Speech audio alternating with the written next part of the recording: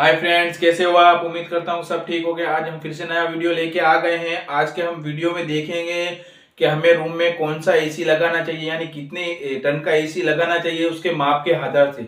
ज्यादातर टेक्नीशियनों को और कस्टमर को वो पता नहीं होता कि हमें 1 टन का एसी लगाना चाहिए, 1.5 टन का एसी लगाना चाहिए या आधे टन का एसी लगाना चाहिए। तो मैं आज इस वीडियो में आपको पूरी डिटेल समझाऊंगा कि हमें कौन सा एसी लगाना चाहिए। अगर आप हमारी चैनल पे नए हैं तो प्लीज चैनल को सब्सक्राइब करें, वीडियो को लाइक करें, शेयर करें और कमेंट करें। तो ये मैं आपको फॉर्मूला जो बताऊंगा इसके आधार से आप तुरंत आपको आइडिया आ जाएगा कि हमें हमारे रूम की साइज के प्रमाण हमें कोई फॉर्मूला बताऊंगा, वो आधार से आप परफेक्ट नक्की कर सकोगे कि हमें कौन से रूम में कितने टन का एसी लगाना है, कितने व्यक्ति होने चाहिए उसमें। इस सब पूरी डिटेल में आपको इस वीडियो में बताऊंगा। तो सबसे पहले मैं आपको कितने टन में कितने स्क्वायर फीट में एसी लगेगा वो बता देता हूँ। उसके बाद मैं तुम्हें स्क्वायर फुट कैसे निकालते कैसे समझते वो मैं आपको बता दूं। सबसे पहले हमें देखना है कि ये एसी की साइज, ये है SQF स्क्वायर फुट। समझ रहे? स्क्वायर फीट कितना होता है वो है। और सबसे पहले हम देखिए आधे टन का जो एसी है 0.5 टन का एसी में कितने स्क्वायर फीट में होगा, तो 60 स्क्वायर फीट में उसका उपयोग हम कर सकते हैं। उसके बाद जो 0.75 टन यानी एक से भी आधे से बड़ा और एक से छोटा वो एसी आप उपयोग करते हो, तो 60 से 90 स्क्वायर फीट का अगर आपके पास रूम है तो आप क्या करते हो 0.75 का एसी लगा सकते हो। और 1 टन का एसी अगर आप 1 टन का रूम में एसी लगाना चाहते हो तो आपकी रूम की साइज क्या होनी चाहिए, 90 से 125 हो तो आप 1 टन का एसी लगा सकते हो। उसके बाद जो 1.5 टन का होता है, 1.5 टन का एसी लगाने के लिए 125 से लेकर 200 स्क्वायर फीट होगा तो आप 1.5 टन का एसी लगा चाहिए। ये जो साइज है ये रूम की साइज लिखी हुई है स्क्वायर फीट कैसे निकालते हैं मैं अभी आपको बताता हूँ। इसके बाद आता है 2 टन का एसी। 2 टन का एसी में तो कितना स्क्वायर फीट होगा, तो क्या 200 से लेकर 230 तक का स्क्वायर फीट होगा तो ये एसी लगेगा। अब मैं आपको एक वीडियो में दिखाऊंगा कि स्क्वायर फीट कैसे निकालते हैं। तो देखिए, तो सबसे पहले हमें क्या करना है, स्क्वायर फीट निकालने के लिए क्या करना है, लंबाई गुणा चौड़ाई यानी वेट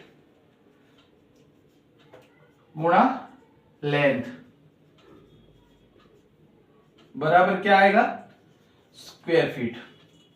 यानी रूम की जो लंबाई है चौड़ाई है उसको हमें गुना करना है और जो जवाब आता है उसका वो क्या होगा, इसका स्क्वायर फीट हो जाएगा। अब समझिए कि इसकी अंदाजा एग्जांपल के जिससे आप समझिए इसकी क्या है, 12 फीट लेंथ है और इसकी 10 जो है वो लेंथ है और जो चौड़ाई है वो 12 है, वो ये 10 है। तो इसका कुल टोटल कितना हुआ, 120 स्क्वायर फुट। ये आपने आपके रूम का कैलकुलेशन करके आप ये चीज नक्की कर सकते हैं। ये फॉर्मूला के आधार से आप कौन सा एसी लेना वो भी आप नक्की कर सकते हैं। आप समझिए कि हमने चौड़ाई गुणा ये लंबाई की तो कितना है, 120 स्क्वायर। अब समझिए कि मेरे रूम का जो वो है ये कितना है, 120 है। तो मेरे मेरे कौन सा एसी लगाना चाहिए, तो आप समझ सकते हैं कि मेरे ये 1 टन का एसी जो ये है 1 टन का एसी में घर में लगा सकता हूँ। यानी उसमें भी क्या है कि ये तो हमने चेक कर लिया स्क्वायर फीट भी, दूसरा क्या है हमें नक्की करना है। अगर समझिए कि इसमें 4 से 5 इंसान है तो ही ये 1 टन का एसी हमारा काम करेगा, क्योंकि इसके स्क्वायर फीट के आधार से कितना हो गया, 5 ही कम है। और यहाँ पे कितना हो गया, मेरे रूम की स्क्वायर फीट कितना 120 है। अब 4 से 5 बंदे अगर घर में होंगे तभी हम ये कूलिंग कंप्लीट कर सकते हैं। अगर समझिए इससे ज्यादा अगर है घर में तो हमें क्या करना है, उसके 1.5 टन का एसी का उपयोग करना है।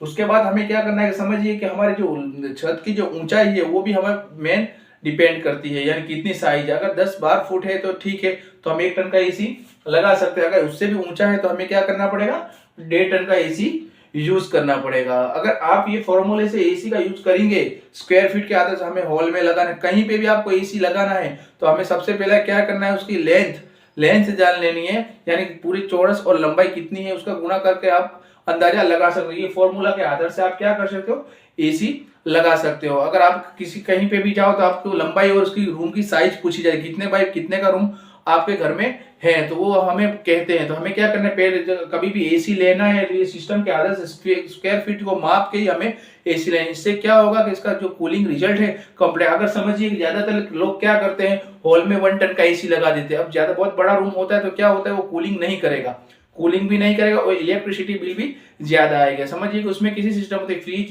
एयर कंडीशन में सिस्टम ही आती है कि कभी भी कूलिंग आ जाता है तो क्या होता है, पावर कंप्रेसर में कट ऑफ हो जाता है।